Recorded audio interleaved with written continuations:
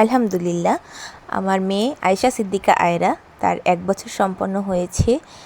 তো সেই উপলক্ষে আমরা একটু ছোটোখাটো একটা ফ্যামিলি প্রোগ্রামের আয়োজন করেছিলাম। আজকের ব্লগটিতে থাকছে A to Z আমরা কিভাবে আয়রার বার্থডেটা সেলিব্রেট করলাম সেই সকল কিছু। তো শুরুতেই আমরা শুরু করব কেক দিয়ে। আসলে আয়রার বার্থডের কেকগুলো আমি নিজেই বাসায় বানিয়েছি।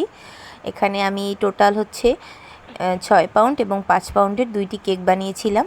তো এখানে একটি ভ্যানিলা ফ্লেভারের কেকের জন্য আমি ব্যাটারটা রেডি করছিলাম, ততক্ষণে কিন্তু চুলায় আমার অপর একটি কেক বেক হয়ে গিয়েছে, সেটা ছিল চকলেট ফ্লেভারের কেক।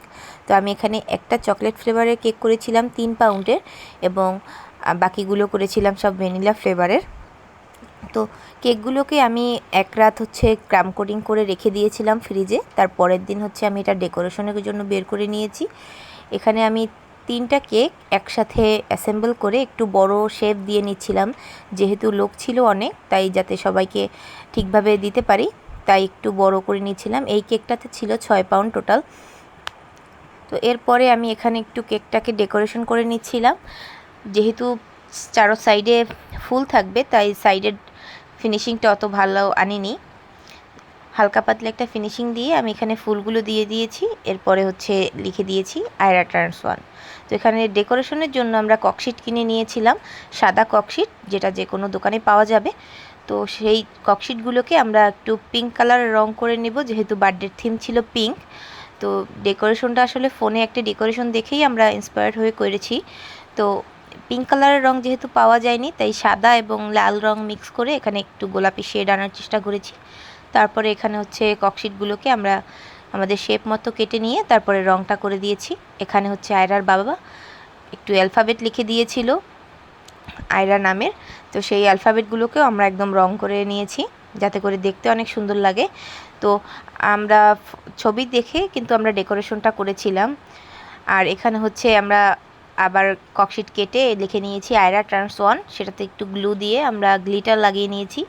এগুলো কিন্তু আপনারা খুব সহজেই পেয়ে যাবেন যে কোনো স্টেশনারির দোকানে এই গ্লিটারগুলো। তো এভাবেই আমরা ককশিটগুলোকে বাসায় বসে কালার করে রেডি করে নিয়েছি।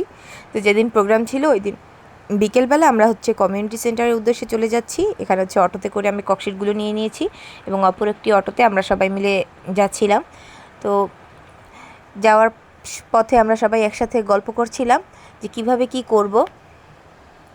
আসলে আমাদের সময় খুবই কম ছিল, কারণ আমরা শুধুমাত্র 2 ঘন্টা সময় পেয়েছি সাজানোর জন্য, যেহেতু দুপুরবেলা ওই কমিউনিটি সেন্টারে একটি প্রোগ্রাম ছিল, যার কারণে আমাদের 5টার সময় টাইম দেওয়া হয়েছিল আমাদের ডেকোরেশন স্টার্ট করার জন্য।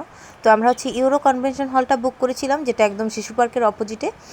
তো আমরা 5টার দিকেই চলে এসেছি কনভেনশন হলে। এটা ছিল পুরো হলটা। অপর পাশে আরও একটি ছোট হল আছে, সেই ছোট হলটাতেই আমরা ডেকোরেশনটা করব। এখানে আমরা ডেকোরেশনটা করার চিন্তা ভাবনা করেছি। তো এরপরে আমরা সাথে সাথে সবাই লেগে যাই ডেকোরেশনের জিনিসপত্র গুছ করতে। এখানে হচ্ছে সবাই মিলে বেলুন ফুলিয়ে নিচ্ছিলাম। মূলত সব থেকে বেশি টাইম লাগে এই বেলুন ফুলাতেই। তো তাড়াতাড়ি সবাই মিলে বেলুন ফুলিয়ে নিচ্ছিলাম বেশি করে, যাতে করে বেলুনের শর্ট না পড়ে। তো এখানে সবাই কিন্তু হাতে হাত দিয়ে কাজ করছিল। সবাই একসাথে কাজ করলে কিন্তু কাজগুলো খুব দ্রুত হয়ে যায়, খুব একটা সময় লাগে না। তো এখানে বেলুন ফুলানো প্রায় শেষ হয়ে গেছে, তখন আমরা হচ্ছে ডেকোরেশনের দিকে চলে যাব। তো এখানে সবাই মিলে আয়রার সকল মামারা, খালারা এবং আয়রার বাবা, ভাইয়া সবাই মিলে এখানে কাজ করছিল। দেখুন আমাদের কিন্তু এখানে অনেকগুলো বেলুন লেগেছে, আমাদের টোটাল হচ্ছে 300+ বেলুন লেগেছিল। তো এখানে আমি 3টি কালারের বেলুন নিয়েছিলাম, একটি হচ্ছে বেবি পিঙ্ক, একটি হোয়াইট এবং অপরটি ছিল মেটালিক পিঙ্ক। তো এখানে হচ্ছে হ্যাপি বার্থডে ফয়েল বেলুন নিয়েছিলাম, সেটাও ফুলানো হয়ে গিয়েছে।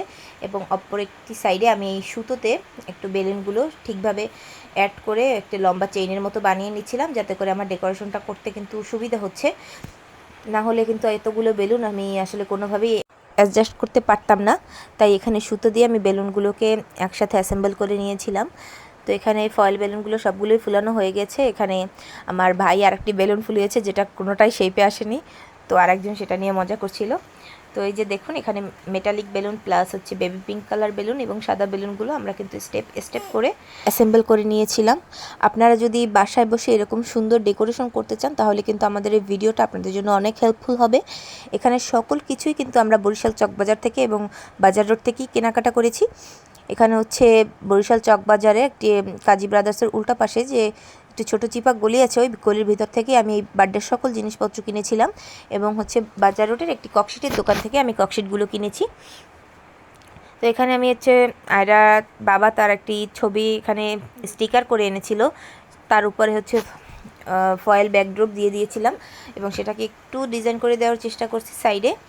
কিন্তু আমাদের ডেকোরেশন করতে করতে একটু দেরি হয়ে যায়, আমাদের গেস্টদের আসা শুরু হয়ে যায়। আমি তখন পর্যন্ত ডেকোরেশনটা করছিলাম, তো গেস্টদেরকে বসিয়ে রেখে আমি বাসায় চলে যাই দ্রুত রেডি হওয়ার জন্য এবং আয়রাকে তার নানুমণির সাথে পাঠিয়ে দিই।